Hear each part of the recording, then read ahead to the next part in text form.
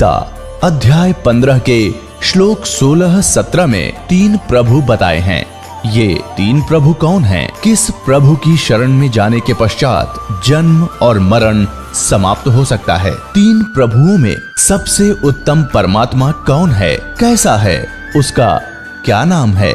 इन सभी गूढ़ रहस्यों को जानने के लिए अवश्य सुनिए जगत गुरु तत्वदर्शी संत रामपाल जी महाराज के अमृत वचन। ये बॉडी जो आज आपको नजर आती है, तत्व ज्ञान से आपको ऐसा महसूस होगा जैसे कौवा पक्षी उड़ते समय बीट करके चला जा, ये इतनी सी बॉडी है बस। और पक्षी अलग है, यानी इसको समझने के लिए उदाहरण दिया है कि जैसे सर्प ने कांचली छोड़ दी, तो सर्प, वो कांचुली सर्प नहीं, उसके अंदर थी वास्तविक वस्तु। इसी प्रकार आप यहां से जाओगे जब आपकी भक्ति, आपकी साधना से आपका सूक्ष्म शरीर इतना चार्ज हो जाएगा कि उस समय आपको इससे निकलने में बहुत आसानी रहेगी और उस भक्ति से आपके दिल में इतनी दृढ़ता आएगी, आपको मृत्यु का शोक नहीं होगा।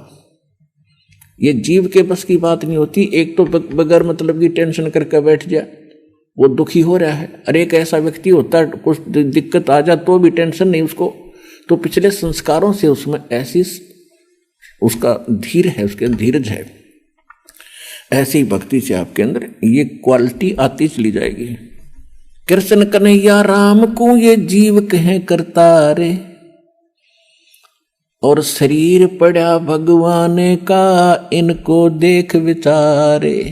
कि तुम राम कृष्ण को भी परमात्मा मानते हो, जीव संज्ञा के व्यक्ति, ये भी मरे, ये भी छोड़ गए शरीर।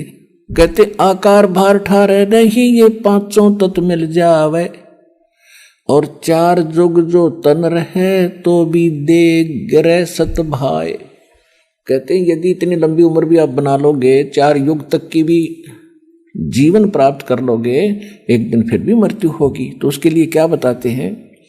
यह जीवन सत सुफल है जब तक राम रटनते, देखोरी को जान दे भरम पड़े हैं पंथ।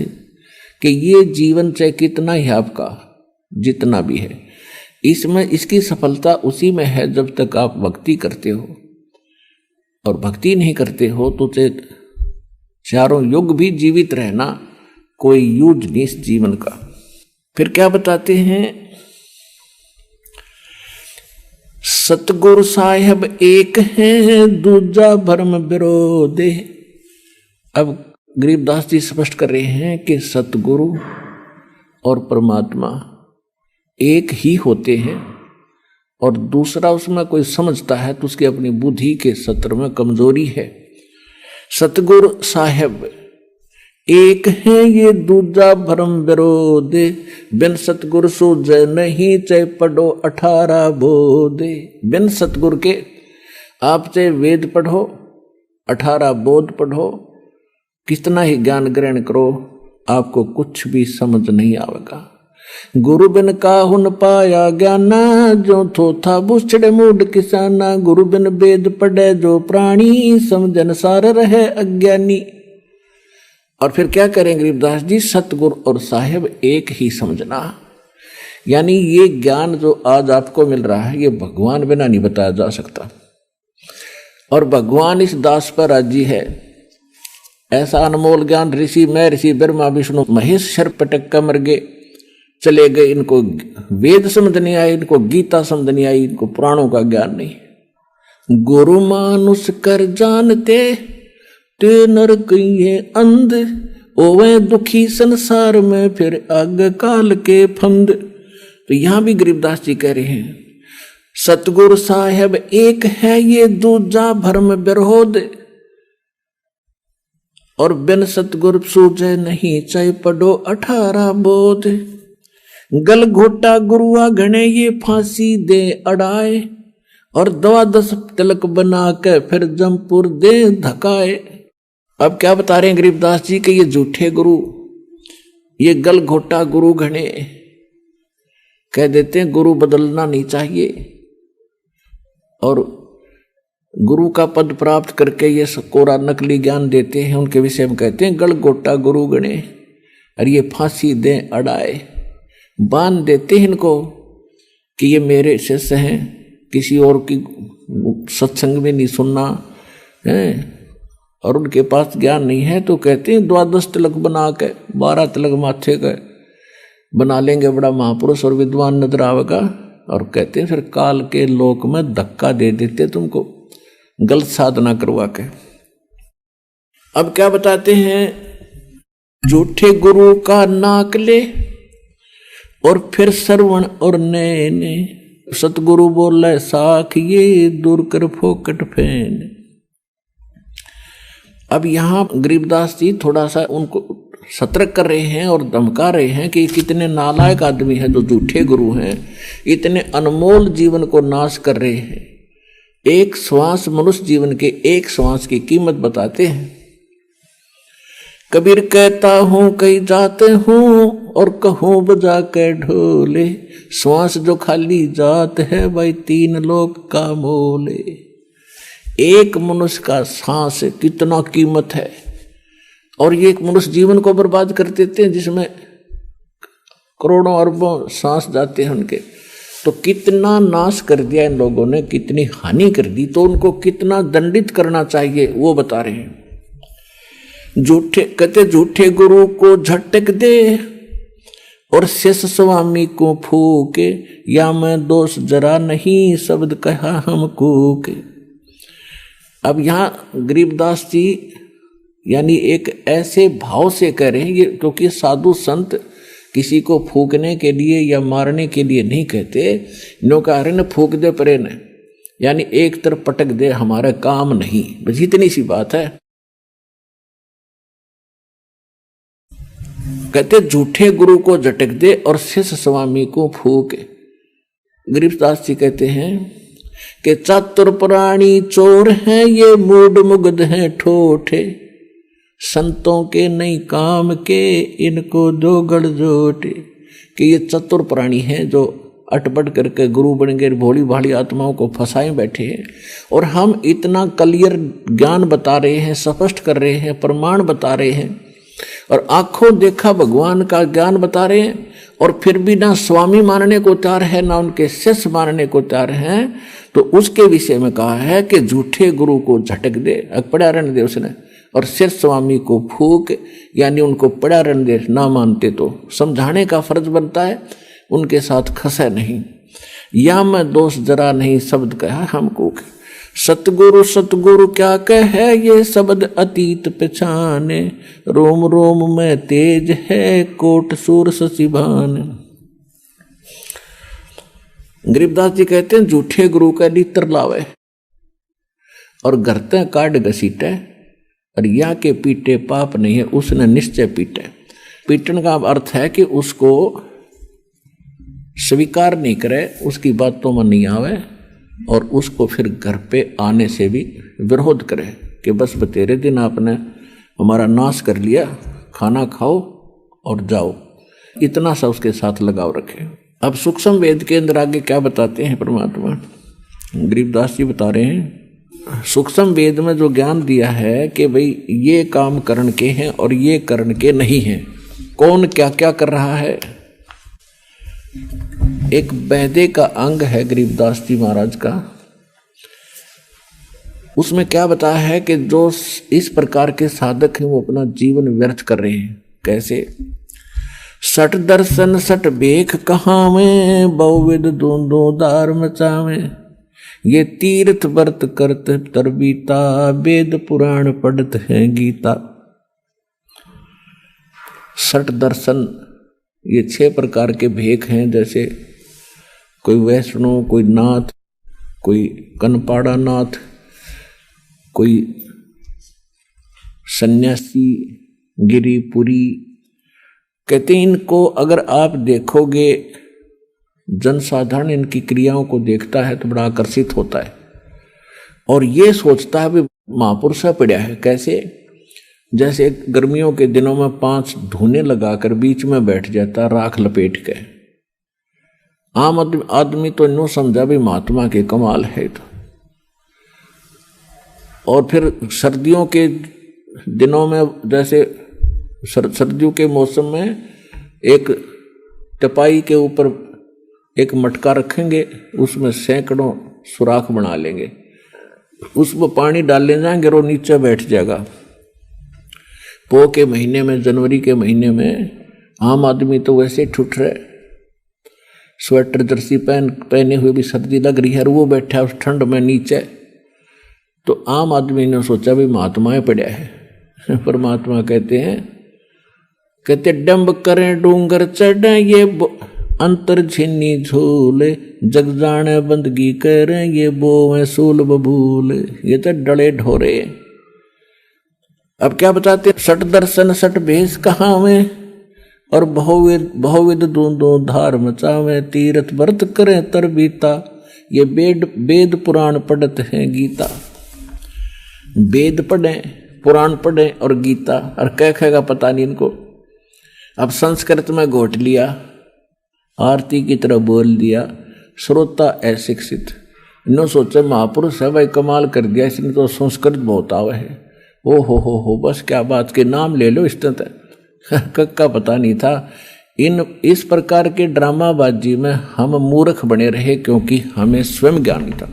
अब दास का उद्देश्य है कि आपको पारखू बनाऊं, ऐसा विद्वान बना दूं, चाहे ब्रह्मा विष्णु महेश आ जाए यहाँ पर, वो आपसे मुंह की खा कर जाएंगे इस ज्ञान के आधार से।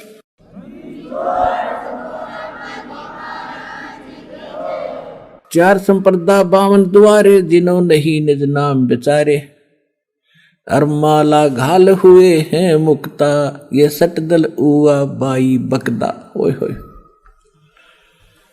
4 संप्रदा 52 द्वारे, और जिन्हों नहीं निज नाम बेचारे। कोई कुछ नाम देता है, कोई कुछ नाम देता है, कोई कुछ साधना का मंत्र बताता है। कहते हैं गीता पढ़ते हो, वेद पढ़ते हो, वेद और गीता में है कहीं ये मंत्र जो तुम दीक्षा देते हो? वेदों में यजुर्वेद अध्याय नंबर 40 के मंत्र नंबर 15 में केवल एक ओम मंत्र है। ओम कर्तु समर किलबे समर कर्तुम समर। ओम नाम का जाप काम करते करते सिमरण करो, विशेष कसक के साथ, विशेष कसक के साथ, यानी सच्ची श्रद्धा से जाप करो। और मनुष्य जीवन का मूल कर्तव्य जान कर ये भक्ति करो। तो ये तो ब्रह्म का जाप है। और यजुर्वेद अध्याय नंबर 40 के मंत्र नंबर 10 में वेद ज्ञान दाता वही है जो गीता ज्ञान दाता। वो कहता है कि कोई तो परमात्मा को संभवात कहता है, संभवात माने जन्म लेने वाला, और कोई उसको असंभवात कहता है कि वो जन्म नहीं लेता।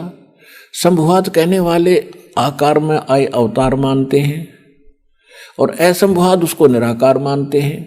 तो परमात्मा कैसा है इसकी जानकारी तत्वदर्शी संत बताते हैं, उनसे पूछो, विस्तार के साथ बताएंगे। तो इससे सिद्ध है कि वेद ज्ञान और गीता ज्ञान ये दोनों इनकम्प्लीट हैं, लेकिन गलत नहीं कह सकते इन ज्ञानों को। फिर यजुर्वेद अध्याय नंबर 40 के मंत्र नंबर 17 में कहा कि वो पूर्ण परमात्मा तो गुप्त है, और मैं ब्रह्म हूं, वेद ज्ञान दाता कहता है, और मैं ब्रह्म रूपी, ब्रह्म लोक रूपी दिव्य आकाश में रहता हूं, और मेरा एक ओम मंत्र है। तो ये बाकी मंत्र कहां से घसीट लाए ये? इसी प्रकार श्रीमद् भगवत गीता अध्याय नंबर 8 के श्लोक नंबर 13 में पूरी गीता में साधना का एक मंत्र है, ओम इति एकाक्षरम ब्रह्म विवरण माम अनुसमरण यह प्रयाति तदंदेहम सयाति परमाम गति। मुझ ब्रह्म का गीता ज्ञान दाता कहता मुझ ब्रह्म का, क्योंकि श्री कृष्ण में प्रवेश करके ये ब्रह्म काल बोल रहा है। 11वें अध्याय के 32वें श्लोक में गीता में कहता है कि मैं काल हूं, सबको खाने के लिए आया हूं। श्री कृष्ण काल नहीं थे, उन्होंने पहले कभी काल नहीं कहा, फिर बाद में कभी अपने आप को काल नहीं कहा। श्री कृष्ण के शरीर में वो खुद बोल रहा था। तो ये कहता है मुझ ब्रह्म का केवल एक ओम मंत्र है, इसकी अंतिम सांस तक भक्ति करता हुआ जो जाता है वो मुझे इस ओम से प्राप्त होने वाली परम गति प्राप्त करता है। इसी प्रकार सूक्ष्म वेद में कहा कि नाम उठत नाम बैठत नाम सोवत जागवे, नाम खाते नाम पीते नाम से ती लागवे। यानी सभी सदग्रंथ और सूक्ष्म वेद सूक्ष्म वेद से जो साधना जिस ग्रंथ की मिलती है वो ग्रंथ वहां तक ठीक है। तो वेदों में यही है, गीता में यही है, लेकिन वहां उन्होंने ऑप्शन छोड़ दिया है कि ये कंप्लीट साधना नहीं है। गीता अध्याय नंबर 17 के श्लोक नंबर 23 में कहा है कि पूर्ण परमात्मा के पाने का वो मंत्र तो गीता ज्ञानदाता कहता मेरा मंत्र है, और उस सच्चिदानंद घन ब्रह्म को पाने का, परम अक्षर ब्रह्म को पाने का वो 3 मंत्र का जाप है। ओम तो सीधा ब्रह्म का, तत् और सत्य 2 सांकेतिक है। ये तत्वदर्शी संत बताओगे, उनसे पूछो। तो वो तत्वदर्शी संत ये दास रामपाल दास है इस विश्व में।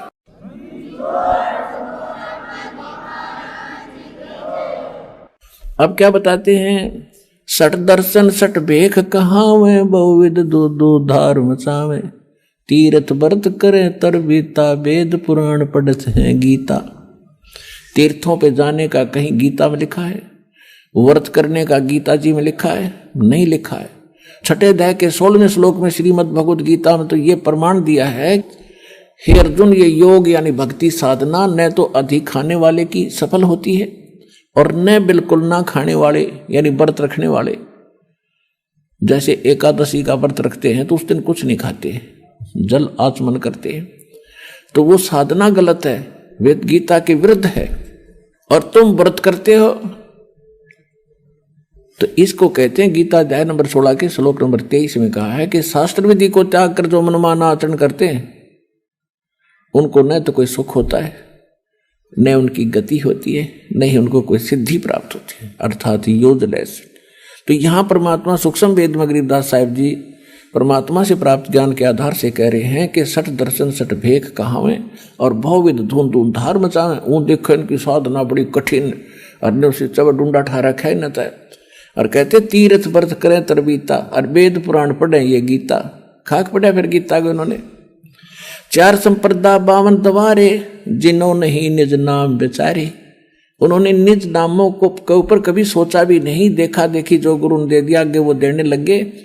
ये साधना गलत थी। और माला घाले हुए हैं मुक्ता, 4 माला पैर करने सोचा होगे पार। सट दल उआ बाई बकदा, उआ बाई बक क्या करते, इनको कोई ज्ञान नहीं था। श्री कृष्ण को सर्वेश्वर महेश्वर ब्रह्मा विष्णु महेश अजरो अमर हैं, इनके कोई माता पिता नहीं, इसको उआ बाई कहते हैं। अटबट बकवास करते थे ये। माला घाल हुए हैं मुक्ता, ये सट दल उआ बाई बकदा। बैरागी बैराग न जाने, बिन सतगुर नहीं चोट निशाने। ये बैरागी बन गए, घर छोड़ कर चले गए। कहते हैं बैरागी बैराग ना जाने और बिन सतगुर नहीं चोट निशाने। बिना सतगुर के ये ठीक ठिकाना नहीं मिल सकता, आपको सही ज्ञान वो नहीं प्राप्त हो सकता। 12 बाट बिटम बिलोरी, सठ दर्शन में भक्ति ठगोरी। इन सभी जितने भी अन्य पंथ बने हुए हैं इनमें सब ठगी की भक्ति है, यथार्थ भक्ति नहीं है, भ्रम भक्ति है। सन्यासी 10 नाम कहावे और शिव शिव करे नसन से जावे। निर्वाणी नीकच्छ निसारा, भूल गए वो ब्रह्म द्वारा। सन्यासी 10 नाम में सन्यासी कहते हैं शिव जी के भक्ति और शिव शिव करेंगे और संसार उनका समाप्त नहीं है। और कहते हैं निर्वाणी निकच्छ निसारा, भूल गए वो ब्रह्म द्वारा। उनको ब्रह्म तक का भी ज्ञान कोई ना, ब्रह्मा विष्णु महेश तक भूले बैठे हैं। गीता अध्याय नंबर 7 के श्लोक 12 से लेकर 15 में यही कहा है कि तीनों गुण रजगुण ब्रह्मा सद्गुण विष्णु तमगुण शिव जी की जो भक्ति करते हैं ये इन्हीं तक इनकी सीमित है बुद्धि है। ये मेरी भक्ति भी ना करते, गीता ज्ञानदाता ब्रह्म कहता है। और जिनका ज्ञान इन तीनों गुणों रजगुण ब्रह्मा सद्गुण विष्णु तमगुण शिव जी से मिलने वाले इस क्षणिक लाभ पर स्थिर हो गया है, दृढ़ हो गया है, किसी की सुनते नहीं। वो राक्षस स्वभाव को धारण किए हुए मनुष्यों में नीच दूषित कर्म करने वाले मूर्ख मुझे भी नहीं बचते अर्जुन। तो यहां वही कह रहे हैं, परमात्मा यही कह रहे हैं, सन्यासी 10 नाम कहावे, शिव शिव करे नसन से जावे। निर्वाणी निकच्छ निसारा, ये भूल गए हैं ब्रह्म द्वारा। ये ब्रह्म तक की साधना ना करते। सुन सन्यासी कुल कर्मनासी, भग में प्योंदी भूले धोंदी, छल छिदर की भक्ति न कीजे, आगे जवाब कहो क्या दीजे। भरम कर्म भैरो को पूजे, सत शब्द साहेब ना सूझे। ये कोई भैरो को राग रहा है, किसी को पूज रहा है, कोई कुछ पूज रहा है, सत्य शब्द वो सच्चा नाम परमात्मा का किसी को नहीं सूझा, पता नहीं चला। माला मुक्ति कक्कड़ हुक्टी बाना, गौड़ी भांग भसोड़ी, ये भी बैदा है। बैदा माने व्यर्थ। जंगम जैनी फोकट फैनी, नाम न चीन्या गुण गुरु गुणहीना, नगन निराशा तन को त्रासा, पशु प्राणी समान समानी। कहते ये जैनी लोग घूम रहे हैं नंगे, कहते पशु पक्षी भी नंगे घूमते, फिर उनसे पहले तो उनकी मुक्ति हो जाएगी, तो जन्म से नंगे रहते हैं। नहीं, परमात्मा ने बुद्धि दी है, अपना जैसा उचित है वैसा कपड़ा ढक के और अपनी भक्ति करो। इंसान में कुछ शिष्टाचार होता है, उसको अपना कर रहो, सभ्यता से रहे। अब क्या बताते हैं, वेद पुराणी कथा कहानी, पढ़ पढ़ भूले अर्थ न खुले।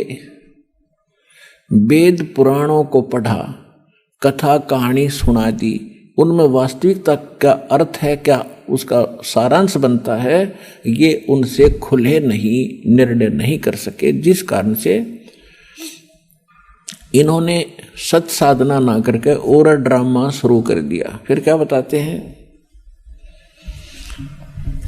बैरागी सन्यासी सेवड़े, ये तन पर छार लगावे हैं, 500 नार 2500 लड़के, धुंधु धार मचावे हैं। कंठी माला और मृगछाला, ये सिर पे जटा रखावे हैं, ढोलक ताल झालरी पीटे, फिर ताना री री गावे हैं। कहती है भक्ति है।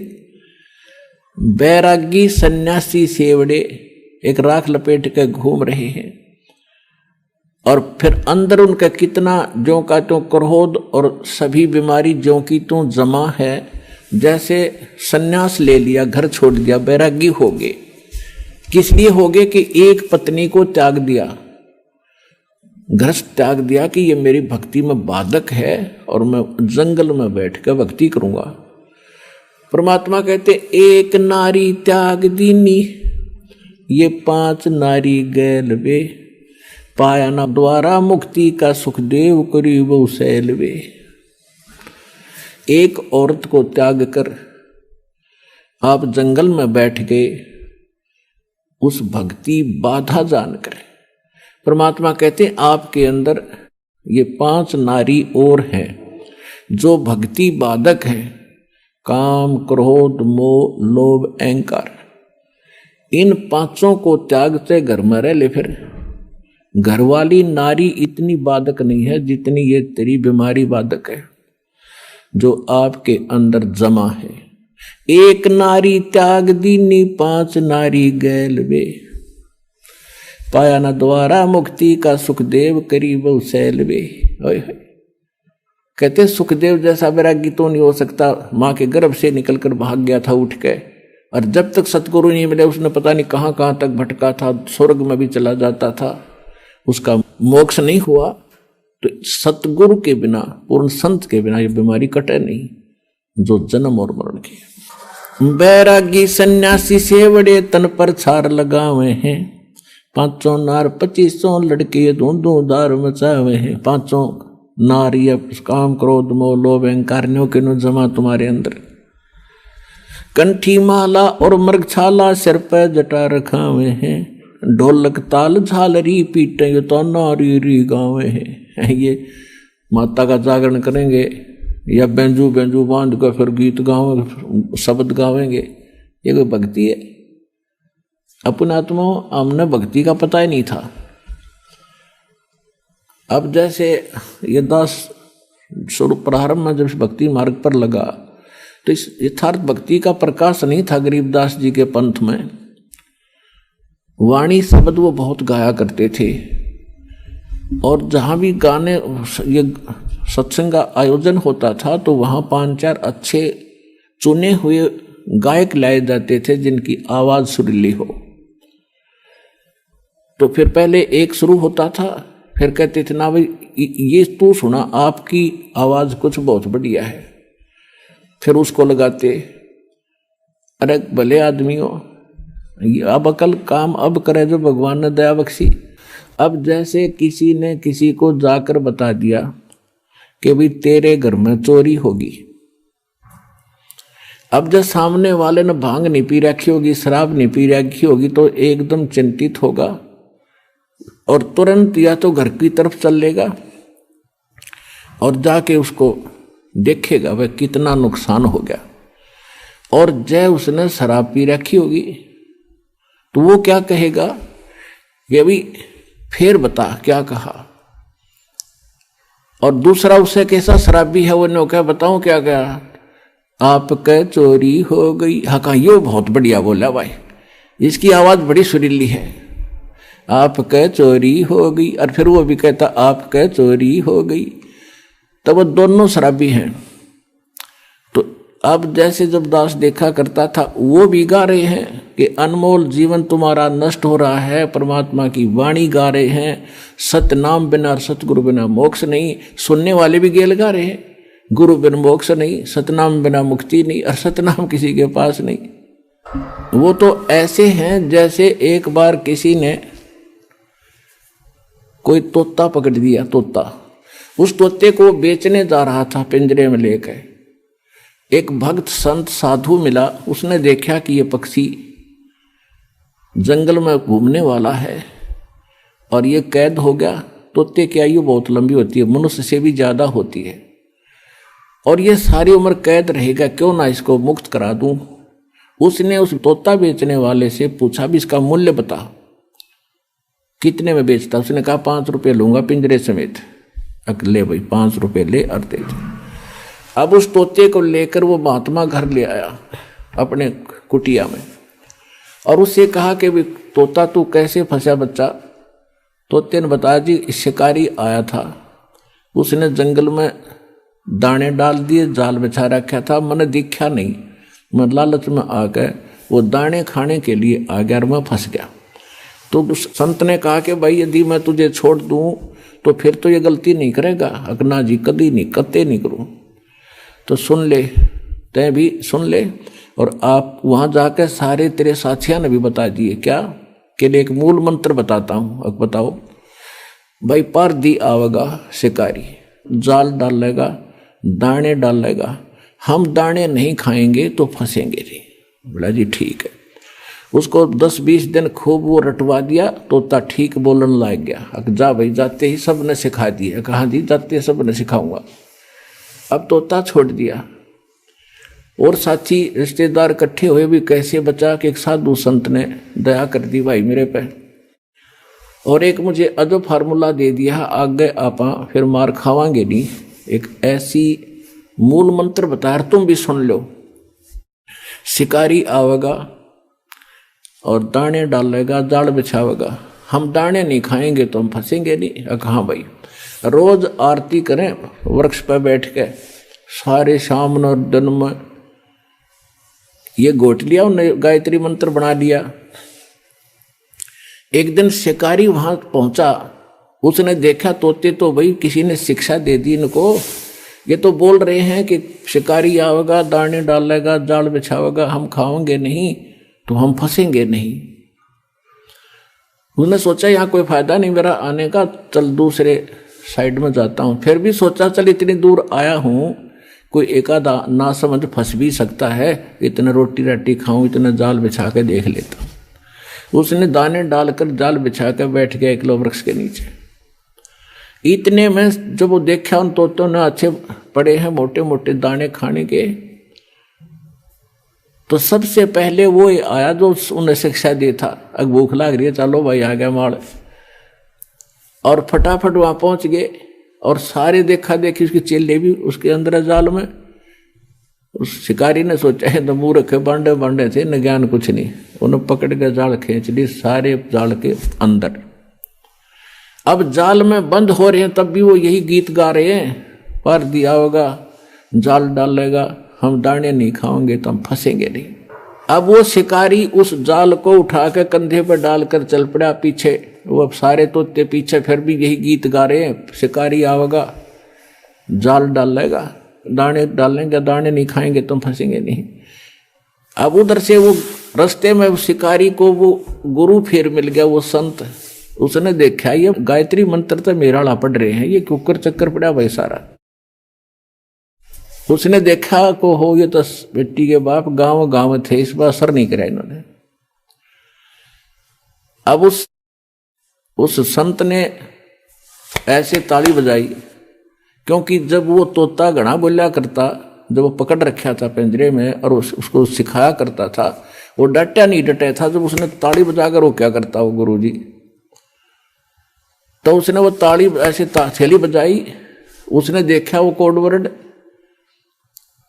अज्ञो तो गुरुजी खड़े हैं। उसने देखा सचमुच, तो गुरुजी ने कहा ऐसे संकेत किया कि ऐसे कर लो, मुर्दे जैसा स्वरूप बना लो। तो उस तोते ने आंखें पलट ली, जैसे मर गया। तो चेले भी देखा करें थे, जैसे वो करे तो सारा ने ऐसे कर लिया। अब शिकारी ने सोचा है तो सारे मर गए भाई बेटी के बाप।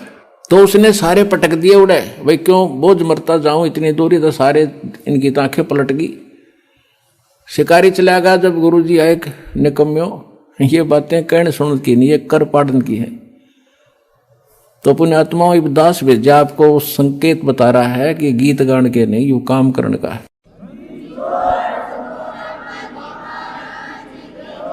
बैरागी सन्यासी सेवड़े तन पर छार लगावे हैं, 500 नार 2500 लड़के ये धूम धार मचावे हैं। कंठी माला और मृगछाला सिर पर जटा रखा हुए हैं, और ढोलक ताल झालरी पीटो तो नारी री गावे हैं।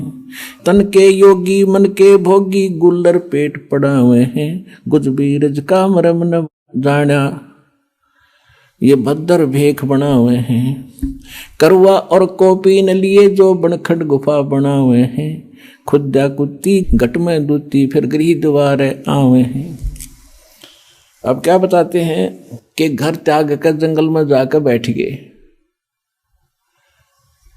देखो परमात्मा के लिए हम भटक रहे हैं, हम रह नहीं सकते। जब तक मालिक नहीं मिलेगा हमारी ये प्यास बुझ नहीं सकती, क्योंकि हम ऐसे सुख स्थान को छोड़कर इस कंगाल लोक में आ गए, या कोई वस्तु पूरी नहीं है। तो उसके लिए हम युगों से भटक रहे हैं, लेकिन साधना ठीक ना मिलने से हमारे वो बलिदान भी व्यर्थ गए। घर छोड़ना कोई छोटी बात नहीं है, बच्चों को त्यागना, लेकिन परमात्मा के लिए और प्रेरणा पाकर किसी संत साधु से घर भी त्याग दिया। अब जंगल में जाकर बैठ गया। अब बैठ तो गया, लेकिन भूख लगेगी। 1 दिन रोक लेगा भूख ने, 2 दिन रोक लेगा, फिर कहाँ आना पड़ेगा, गृहस्थी के द्वार पर आना पड़ेगा, और रोटी उससे भिक्षा लेकर फिर जंगल में जाएगा, वहाँ खावेगा। फिर सर्दी लगेगी, कुटिया बनावेगा वर्षा से बचने के लिए, क्योंकि वैसे भक्ति हो नहीं सकती। कभी ओले गिर जा और कभी धूप सतावे, कभी वर्षा में भीग जा, तो उसके लिए झोपड़ी भी डालनी पड़ी है। रोटी खाने के लिए कोई थोड़े बहुत पात्र भी इकट्ठे करने पड़े, कोई गिलास कटोरा थाली। तो परमात्मा कहते हैं कि डेरे डंडे खुश रहो ये खुसरे लेने मोक्ष, दरु प्रहलाद पार हो गए फिर गृहस्थी में क्या दोष। केले की कोपीन है जो केले की कोपीन है जो फूल पान फल खाही, नर का मुख नहीं देखते जो बस्ती निकट ना जाही। वो जंगल के रोज हैं जो मनुष्यों बिद के जाही, निस्तिन फरो उजाड़ मैनो परमात्मा पावे नाही। कहते वो तो जंगल के रोज हैं नील गाय, आदमियां देख को भाग जाओ जंगल में, अकम बस्ती के निकट नहीं जाते, फूल पत्ते खाकर गुजारा करते हैं, और तन पर केवल केले की कोपी यानी केले के पत्ते को गुप्तांग पर रखते हैं। इतने बैरागी हैं। परमात्मा कहते हैं भक्ति, यदि सच्चा नाम सतनाम और सार नाम कंप्लीट कोर्स नहीं मिला तो कितना आडंबर कर ले, मोक्ष नहीं। और मोक्ष के लिए परमात्मा ने उदाहरण दिया कि स्वयं एक झोपड़ी बनाकर रहे, एक गृहस्थ आचार निर्वाह करके दिखाया कि परमात्मा ऐसे मिलेगा। अपना समय पर जो मालिक देता उसमें विश्वास करो, भक्ति करो और अपने जहां सुविधाजनक है उसमें रहो एज इट इज। बाहर जाने के बाद आप देखते हो इनमें भांग पीण की बीमारी लग गए साधु संतों में। क्यों लगती है? क्योंकि घर त्याग कर चले गए भगवान के लिए प्रेरणा पा करके। अब जो गुरुजी हैं उनको मालूम है कि नया नया आया है, 5-10 महीने 2 महीने में इसको घर की याद सतावेगी, इसलिए उसको आदि कर देते हैं सुल्फा पैण की, भांग पैण का, कि यू यहाँ पड़ा रहेगा तेरे पास ना, तू भाग ना जा। और भांग पी के भक्ति हुआ करके दे, बकवादों के काम है ये। अनु को साधु संत तन में पिया करें, जहर पी लो ना साधु संत, अगर ये भांगे पीने काम चल रहे थे बकवास करें। अब परमात्मा से प्राप्त ज्ञान को कैसे बताते हैं? मैं तो दे दी है बाल में बैरे नू, मैं तो दे दिए बाल में बैरे नू, मैं तो दे दी है बाल में बैरे नू, मैं तो दे दिए बाल में बैरे नू। अब ये आत्मा रो रही है, गरीबदास साहिब जी उसको कैसे चित्रार्थ कर रहे हैं। ये आत्मा अब रो रही है कि इस मन के साथ मेरा संयोग जोड़ दिया जो केवल उल्टे काम में प्रसन्न रहता है और सही काम में ये दिक्कत पैदा करता है। अब जैसे आप फिल्म देखते थे, पहले तक कर नहीं देखते हैं, फिल्म देखते थे तो 3-3 घंटे तक बैठे रहने आंख पाड़े, और पहले VCR लॉक और 3-3 फिल्म 9-9 घंटे सारी रात देखे जाते। नो ऑब्जेक्शन, क्यों? मन तो बकवाद चाव है कि ये कर्म फोड़ ले किसी तरह अपना टाइम पास करके मनुष्य जीवन का और निकल जाए कि भाई इसमें तो फिर देखो इसने गधा कुत्ता बना के छोड़ देगा। तो यहाँ आत्मा कहती है कि ये और भक्ति करे, मन यू चाव है भक्ति करे तो नकली करे। आप देखते हो दास भी जाया करता, देखा करता था, जाता भी था कि जहां हम जाते थे, सालासर जाते थे या कहीं और देखा करते थे, तो भगत श्रद्धालु पेट पलनियां चलकर जाते थे। अब कावड़ लेने जाते हैं, पैरों में छाले गिर जाते हैं, कितने कठिन प्रयत्न करते परमात्मा के लिए। अब साधना ठीक ना होने से तू तो पाप इकट्ठे करे सारे। और अब इसको सत भक्ति जब मिलती है तो एक मंत्र की माला करण में इसका मन कट्टा है, मन का ने सोचा फिर देखूंगा, और वो डले डोन में कतीना ने कहा फिर जाऊंगा। तो उल्टे काम इस पर कितने करवा लो, अच्छे काम में यो उल्टा चले। सत साधना जब इसको मिलती है तो आनाकानी करता है। अब पहले आपको जो ज्ञान प्राप्त था, कोई सोमवार का व्रत रखता था और उसको कोई कह दे कि शुक्रवार का बहुत बढ़िया व्रत हो, वो भी साथ कर लेता शुरू।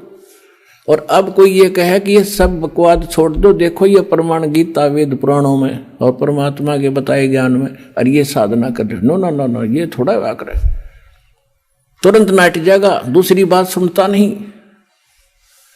तो क्या कहते हैं? मैं तो दे दी है बाल में बैरे नू, मैं तो दे दिए बाल में बैरे नू। आत्मा कह रही है कि मैं तो इस मन के साथ जोड़ दी, और मन काल है, काल का एजेंट है, और आत्मा परमात्मा का अंश है। संसारी दी गल्ला चिन्ह ये नहीं बुझे शब्द जो गहरे नू, संसारी दी गल्ला चिन्ह नहीं बुझे शब्द जो गहरे नू, ये मुर्दों से ती प्रीत लगावे ये भूल गए निज डेरे नू, मुर्दों से ती प्रीत लगावे न जाने सतगुरु मेरे नू, मुर्दों से ती प्रीत लगावे न जाने सतगुरु मेरे नू, मैं तो दे दी है बाल में बैरे नू, मैं तो दे दिए बाल में बैरे नू।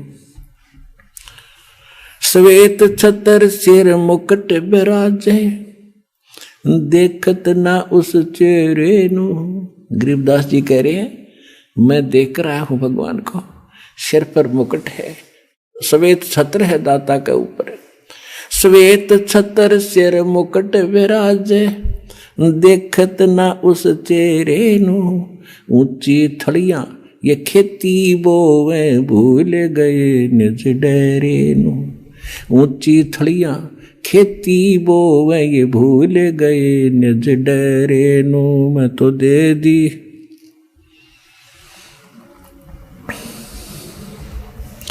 मैं तो दे दी है बालम बैरे नू, मैं तो दे दी है बालम बैरे नू। ये संसार समझदा नाही, कहंदा श्याम दोपहरे नू। ये संसार समझदा नाही, कहंदा श्याम दोपहरे नू। गरीब दास ये वक्त जात है, रोवोगे इस पैरे नू। गरीब दास ये वक्त जात है, रोवोगे इस पैरे नू। मैं तो दे दी मैं तो दे दी है बालम बैरे नू, मैं तो दे दी है बालम बैरे नू।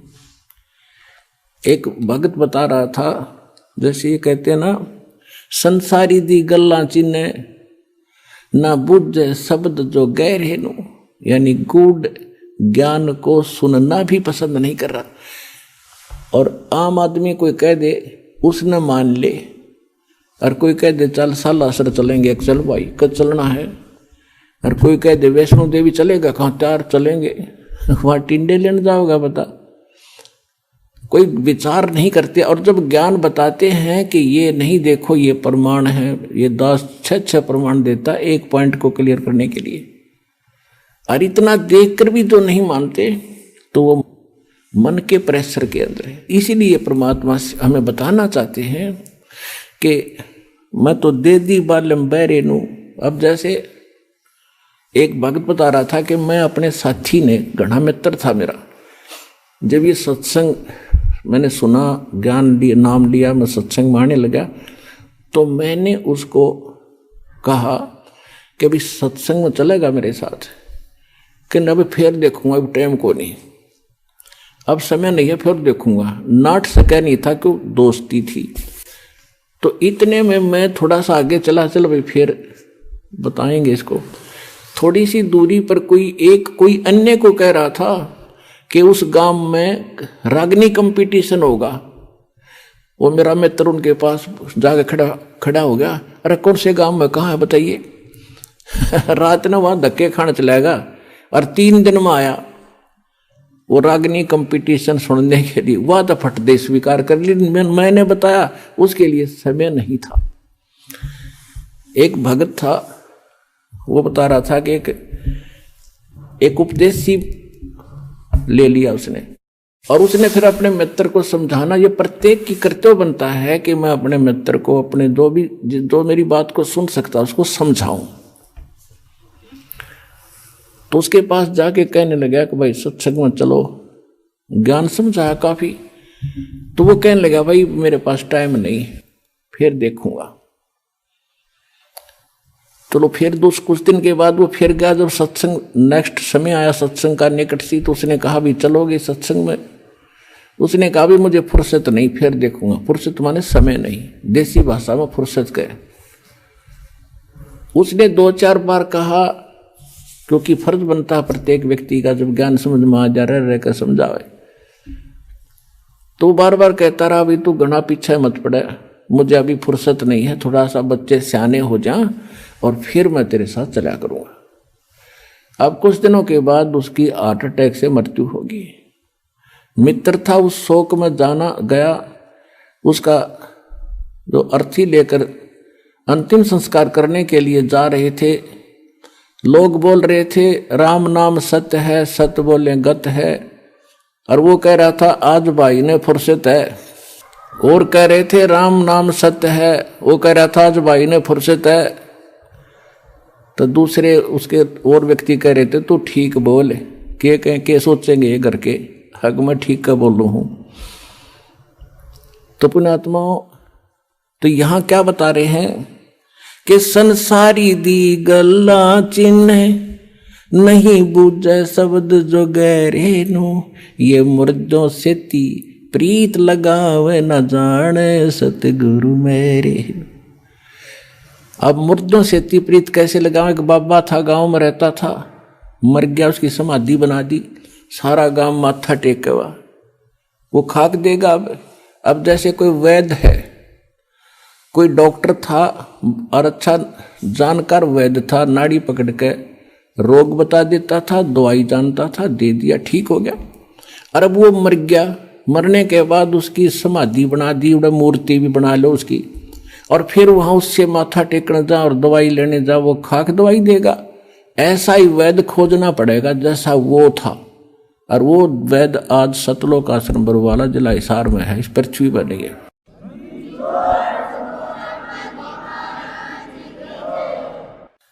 अब क्या बताते हैं?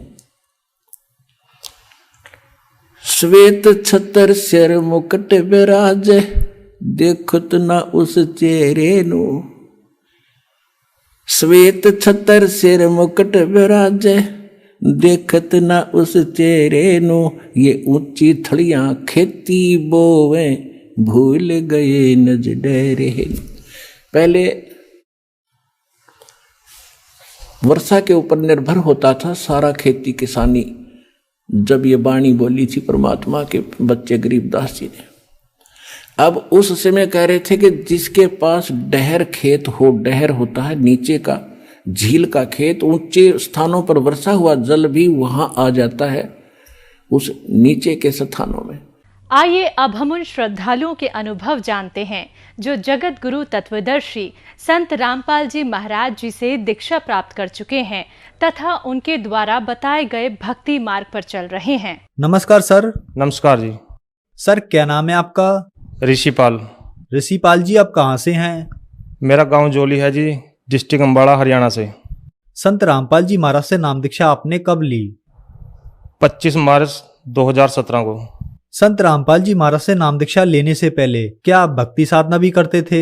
हाँ जी सर, हम सभी देवी देवताओं की भक्ति करते थे। ब्रह्मा विष्णु महेश की और माता दुर्गा की बहुत ही ज़्यादा भक्ति करते थे। नवरात्रों में व्रत रहना और नैना देवी, कांगड़ा, चमुंडा सभी स्थानों पर गया मैं माता दुर्गा के। घर में आसन लगाया हुआ था, बहुत ही ज़्यादा भक्ति करता था। हर शनिवार का व्रत रखता था, बहुत ज़्यादा माता दुर्गा की भक्ति करते थे हम। और पितृ पूजा सारा ही जो भी हिंदू धर्म में चली आ रही पूजाएं सभी करते थे। माता दुर्गा की बहुत ज़्यादा भक्ति करते थे। सर फिर आप संत रामपाल जी महाराज की शरण में कैसे आए? सर जी 2011 से मेरी माता जी संत रामपाल जी महाराज की शरण में थी, जिनका मैं बहुत ही विरोध करता था। अपने गुरु जी का भी संत रामपाल जी महाराज का बहुत विरोध करता था। इतना विरोध करता था कि मेरी माता जी जब सत्संग में जाती थी या कहीं भी जाती थी गुरु जी की शरण में, तो मैं बहुत भला बुरा बोलता था उनको। और मैं इतना तंग था, इतना नशा बहुत ज़्यादा करता था जी मैं। मेरी माता जी मेरे को बहुत समझाती थी कि बेटा तू छोड़ दे इसको और परमात्मा की शरण में आ जा, संत रामपाल जी महाराज की शरण में आ जा। लेकिन मैंने उनकी कभी नहीं मानी। मैं उनको गालियाँ भी देता था, पर वो मेरे को यही बात कहती है कि तेरे को बेटे पता नहीं, जब तेरे को पता लगेगा तो बहुत रोएगा। सर जी मैं इतना नशा करता था, कोई भी नशा ऐसा नहीं होगा जो मैं क्या नहीं करता था। बीड़ी से लेकर के बीड़ी, तंबाकू, गुटखा, शराब, बुक्की, सुल्फा, गांजा, शराब, सब चीज का नशा करता था मैं। गोली, कैप्सूल, सूखा नशा भी मैं इतना करता था सर जी। एक नशा करके मेरे को रात को नींद नहीं आती थी। मैं 3-3 नशों की डोज लेता था। पहले शराब पीता था, उसके बाद गांजा पीता था, फिर भी अगर कोई कमी रहती थी फिर गोली, कैप्सूल खाता था। हमारे घर में सर जी था ऐसा, मैं ऐसी बात नहीं मेरे को नशे का शौक था सर जी, मजबूरन नशा करता था मैं। मेरे पिताजी इसी नशे से ग्रस्त होकर वो भी चले गए, वो मर गए जी। वो भी बहुत नशा करते थे, क्योंकि हमारे घर में सर जी प्रेत बाधा थी। प्रेत बाधा ऐसी थी सर जी, जब मैं थोड़ा सोदी में होता था तो मैं अपने बच्चों की तरफ देख के रोया करता था।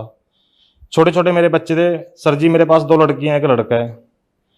तो मैं रोया करता था। मैं सोचता था कि अब इनका क्या बनेगा, तू तो मर जाएगा, तेरा पिताजी मर गए नशे से और तू भी मरेगा, अब तो इनका क्या होगा बच्चों का। पर सर जी मजबूर इतना हो जाता था, मैं नशे बिना मेरे पास रहा ही नहीं जाता था कहीं भी।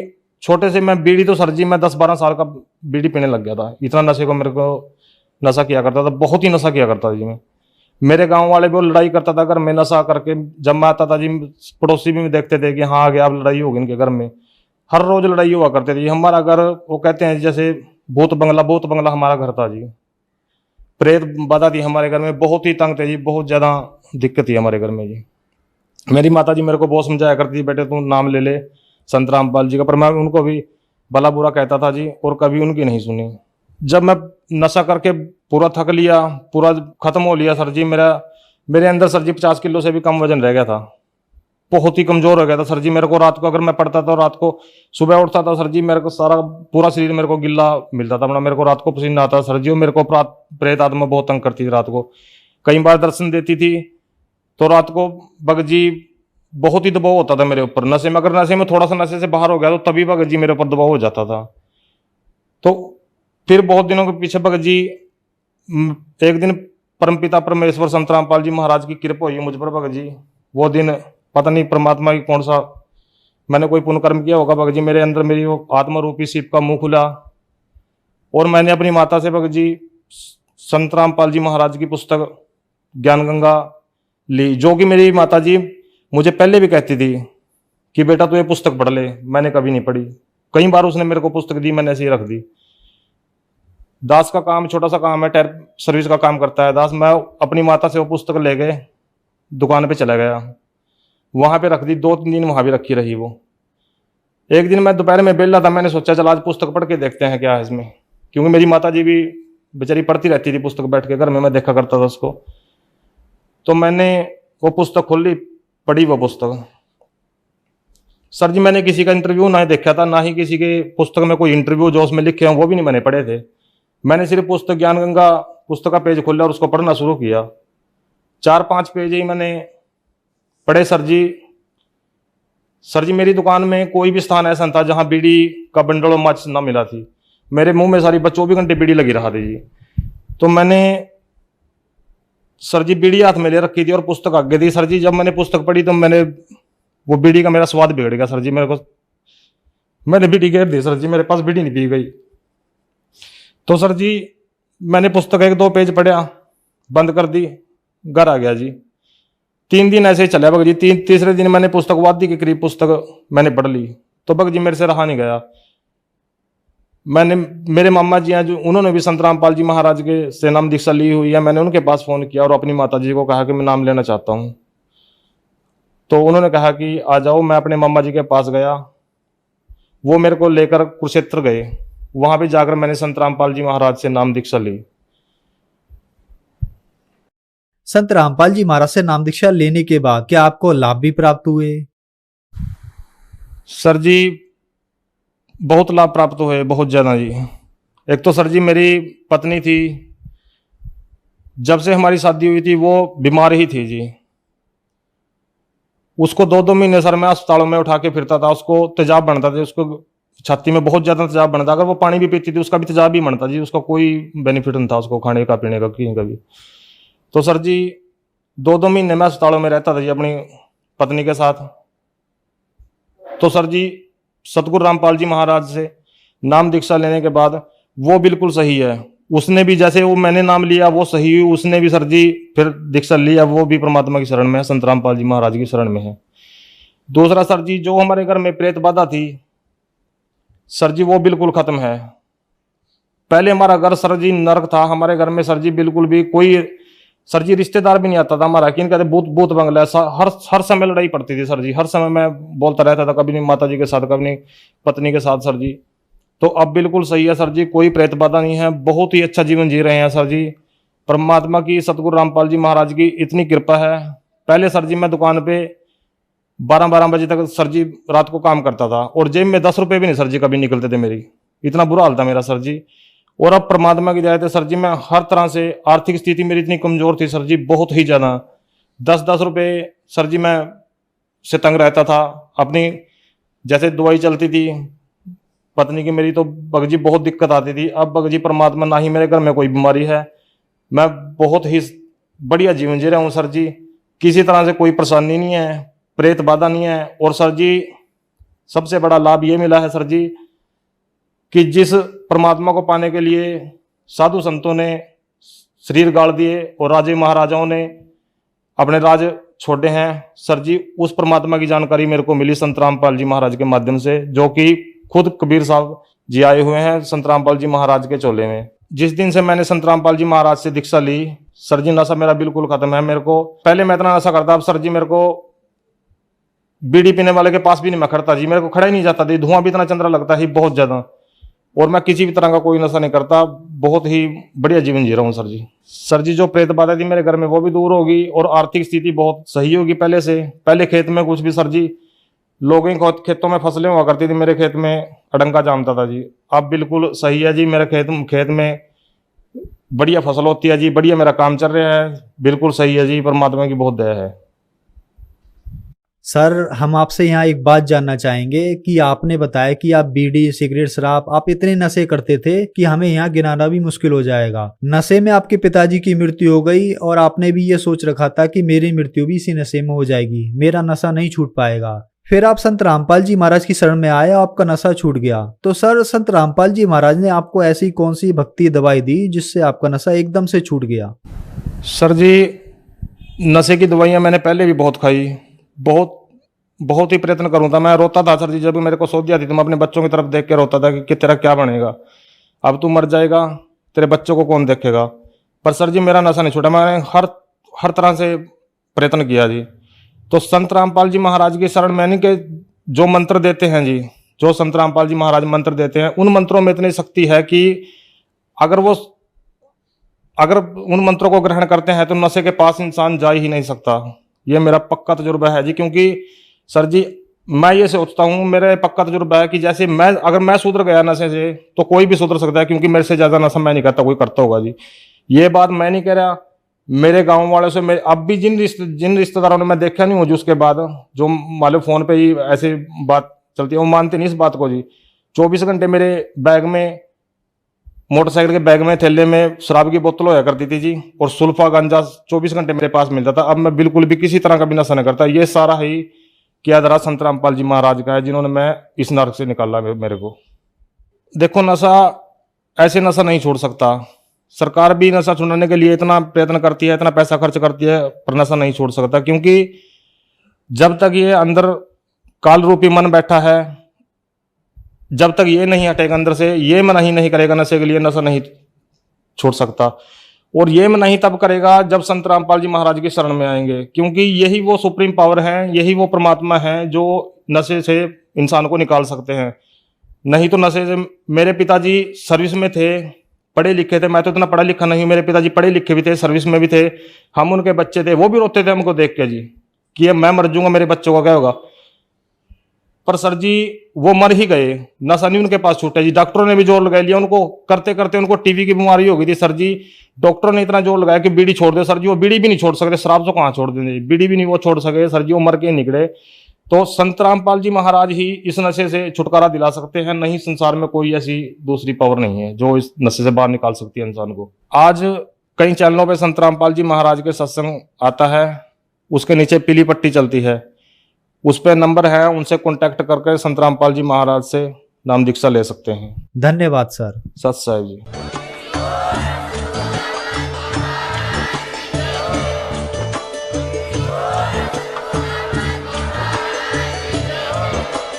आप सुन रहे थे जगत गुरु तत्वदर्शी संत रामपाल जी महाराज जी के मंगल प्रवचन। अधिक जानकारी के लिए विजिट कीजिए हमारी वेबसाइट www.jagatgururampalji.org। संत रामपाल जी महाराज जी के शुभ आशीर्वाद से पूरे विश्व भर में 500 से भी ज्यादा नाम दीक्षा केंद्र हैं, जिन पर संत रामपाल जी महाराज जी द्वारा ऑनलाइन निशुल्क नाम दीक्षा दी जा रही है। अपने नजदीकी नाम दीक्षा केंद्र का पता करने के लिए संपर्क करें 8222880541।